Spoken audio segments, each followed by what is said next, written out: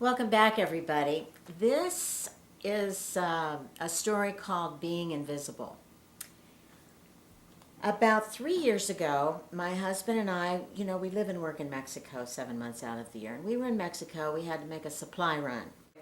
We're driving along at around probably 50 miles an hour. It's a beautiful two-lane highway. And off to each side of the lane that you're driving in is like a half a lane or maybe a two-thirds of a lane where you can pull over in case somebody's coming towards you that's passing, or you just want to pull over and let somebody pass you without having to go in the other lane and pass you. And they're nice. It's kind of a fail-safe kind of situation. Anyway, we're driving along, and we were coming up this hill, a little rise, and oh my gosh, here's a car in our lane that comes over the hill, and this car is coming straight for the front of our car. Now, I can't sit here and tell you that it was, oh my gosh, it was such a near miss. It wasn't. We had not plenty of time, but we had sufficient time to pull over in that safety lane and not be in harm's way of having a head-on collision. However, I think my husband and I both experienced that sudden, that sudden fear. Not the fear that keeps you from doing things, but that kind of sudden fear, that adrenaline rush kind of fear. And both of us noticed that everything looked different.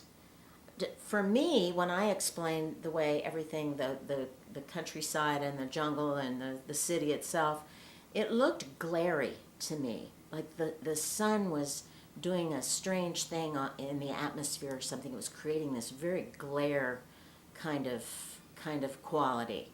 My husband described it as everything looked surreal to him. 11 o'clock in the morning, I think, when we arrived. That time of day, everybody's out. All the street vendors are out. We're coming into town, and there's hardly any cars on the road. There are hundreds and hundreds and hundreds of places to park. Nobody's walking around on the streets. Very few people. You'll see a couple walking here, and then you'll drive a block or two, and you'll see another person walking. It was empty. It's like the whole city emptied out, and it's got this glary quality to it. So our first order of business was to go into Office Depot. Usually we have to take a number because we're like in a line of 10 people to be served, to pay. There was nobody at the desk. We walked right up. We didn't even have to take one of those little numbers. We were standing there, and there were 5 people, and nobody seemed to want to wait on us. So I said, "Hola, hola," and nobody paid any attention to us. So I started saying "hola" louder. Nobody looked up. Nobody paid any attention to us at all. And so we started getting crazy like kids. We were tapping on the counter and then pounding on the counter. And then Dave and I started laughing and giggling, and nobody paid any attention to us. And then suddenly I said, "Oh my God. Oh my God." And I looked up at my husband and I said, "They can't see us. We're invisible." And I stood there for a while with that, and I thought, my God, why can't they see us? In the meantime, one other person came up to the counter, and they came over to the counter immediately and waited on these people, and they paid, and we're just watching this. And then I looked up at my husband. I was very serious, and I said, "Honey, are we dead?" And I really thought that was a strong possibility because what had happened to us on the road. Dave looked down at me and said, "Gosh, I don't think we're dead." And I said to him, "But you know what?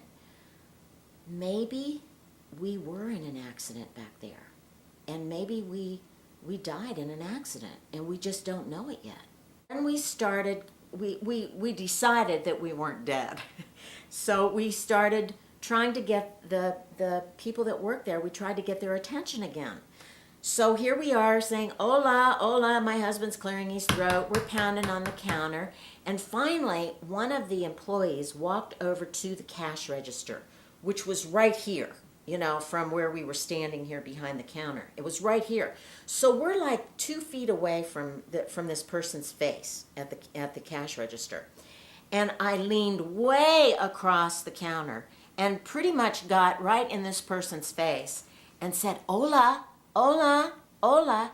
And the person looked at me, but they kind of like looked through me, like I'm trying to look through the camera right now. They just sort of looked through me, and then they kind of blinked, and then they kind of looked like they saw something, but then it disappeared, and then then I could see her eyes focusing in on me from this far away. And I could see that I was registering to her. So she saw me. So we got waited on, we paid for our merchandise, and we left. Well, then, by this time, it had taken so long to do this little transaction at Office Depot that it was by this time about noon, and we were hungry. So we went to our favorite restaurant. Usually, they see us coming. They see us walking along the sidewalk from either direction, and usually one of the wait staff is there at the door, opening the door for us, because we've been going there for many years, and they know us, and they like us to come in, and we only do it every couple weeks. Well, nobody was there at the door. Nobody opened the door, and we figured they were really busy, so we opened the door and we stepped inside the restaurant, and nobody saw us come in. There were very few people in there. As a matter of fact, our favorite table in the corner, which is usually occupied when we get there around lunchtime, is vacant. There's so few people in there. And that's the favorite place to sit, is over in this corner. So we're standing there right inside the restaurant, and we're waiting to be seated. And a couple times, a couple waiters glanced in our direction, but never registered us. So I looked at my husband and I said, I think we're in for some more of this. So we kind of did the same thing. We were kind of going like this, and if we'd see their eyes coming our way, we'd, get a little more animated. And they couldn't see us. We were still invisible. This went on for quite some time. We were in there eating for 2 hours. We finally got someone's attention, and they seated us at our table, at this table we like. But then they didn't see us anymore. They never came back to even ask us what we wanted to drink. They never, I have to tell you, they never do that. Usually you've got 2 or 3 waiters just hovering over your table, And they just didn't see us. They sat us, and then they forgot about us. So we finally got their attention again. We got our water, and Dave got a beer. And now we're looking at our menu, and we've decided what we want to eat. And it's like an act of Congress to get their attention so that we can place our order. And there's nobody else in there. There's hardly anybody in there. See, we finally, placed our order. And then it was another 10 minutes before we got their attention to bring our check. I mean, it was just a very, very strange day. Now, I want to show you something. I just finished this book about 3 weeks ago. Can you see it? Navigating the Collapse of Time. The author's name is David Ian Cohen, or Cowan. I'm not sure how it's pronounced. And I read something in this book that really made sense to me about this time thing, this time-space thing.